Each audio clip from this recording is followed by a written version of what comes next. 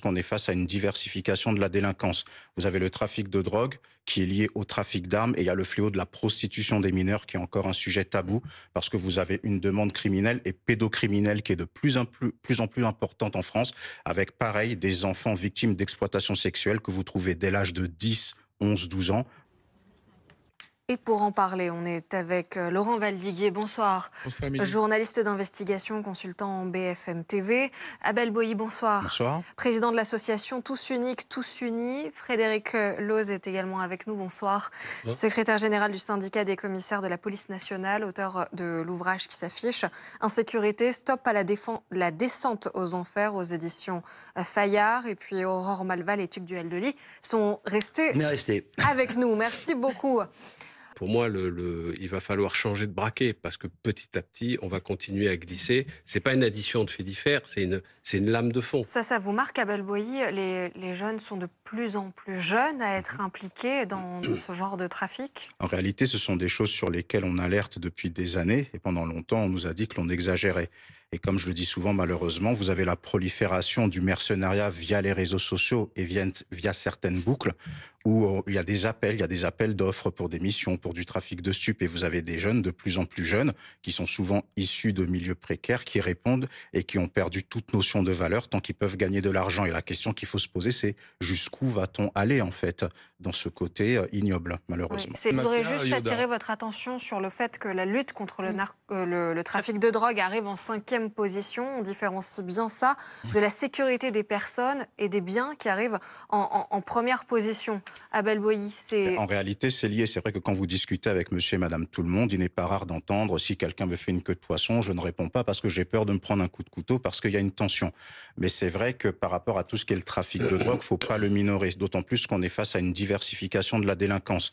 Vous avez le trafic de drogue qui est lié au trafic d'armes et il y a le fléau de la prostitution des mineurs qui est encore un sujet tabou parce que vous avez une demande criminelle et pédocriminelle qui est de plus en plus importante en France avec pareil des enfants victimes d'exploitation sexuelle que vous trouvez dès l'âge de 10, 11, 12 ans. Moi, j'ai eu à accompagner des cas, vraiment, ça vous fait froid dans le dos. Et quand les jeunes vous racontent ce qu'ils vivent, vous avez l'impression que vous sortez d'un film hollywoodien. Donc aujourd'hui, il n'y a plus de limite et il ne faut pas minorer, comme ça a été dit, ce qui est en train de monter en puissance parce que lorsque vous allez notamment sur Snapchat, sur TikTok et lorsque vous allez sur les messageries cryptées, on parle beaucoup de Telegram, mais vous avez des messageries encore mieux cryptées que Telegram. Vous avez Delta Chat, par exemple, qui est très peu connu, sur lesquels les narcotrafiquants, les pédocriminels et aussi les proxénètes, des proxénètes qui des fois n'ont que 15-16 ans, sont dessus et passent sous les radars de tout le monde et sont en train d'orchestrer cette économie parallèle de la manière la plus effroyable qui soit. En réalité, leur sujet, c'est plus ça que l'armement, sachant que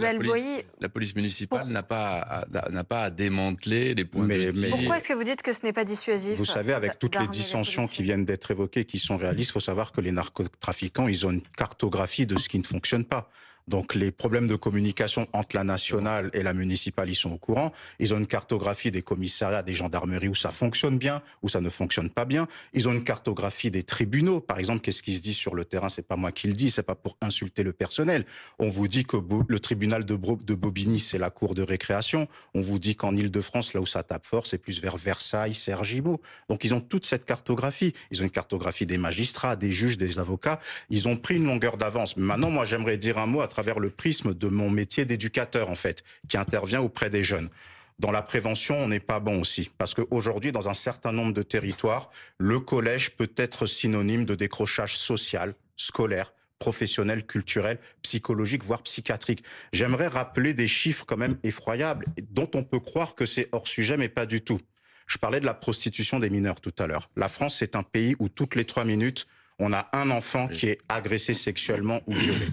Dans toutes les classes de France, on a potentiellement 2 à 3 enfants qui sont victimes d'inceste ou de pédocriminalité intrafamiliale.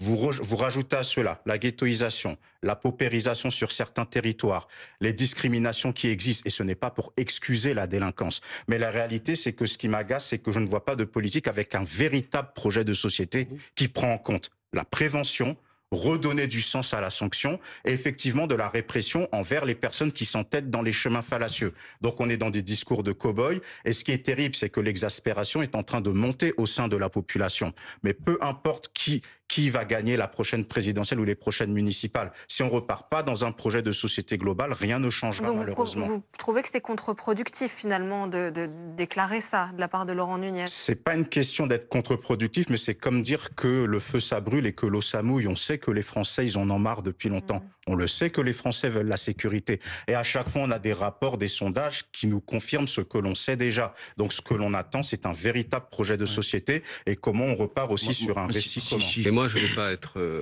diplomate pour réunir tout le monde, mais en matière de sécurité, il n'y a pas de stratégie. En matière de défense nationale, il y a une stratégie, il y a un cap et on s'adapte. En matière de sécurité, il y a de la communication, la politique des rustines, du toujours plus. Et effectivement, on a des moyens archipélisés entre la police municipale, la police gendarmerie et une justice qui travaille en silo dans son coin. Et ça, ce n'est pas normal. Est-ce qu'on peut faire différemment? La réponse est oui. Et c'est pas...